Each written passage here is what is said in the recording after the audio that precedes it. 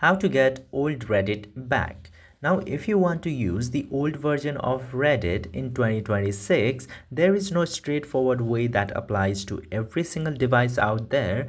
But if your device have one of these things, it might be helpful for you to get the old Reddit back. First one is to uninstall the updates of Reddit.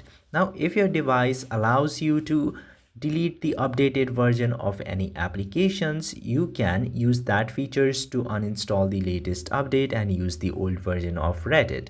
Or if you cannot do that, you can go into third-party modded or application providers. You can go into those sites and download the older versions of Reddit, and make sure to be safe doing this, or I don't suggest to do it at all concerning the safety matters.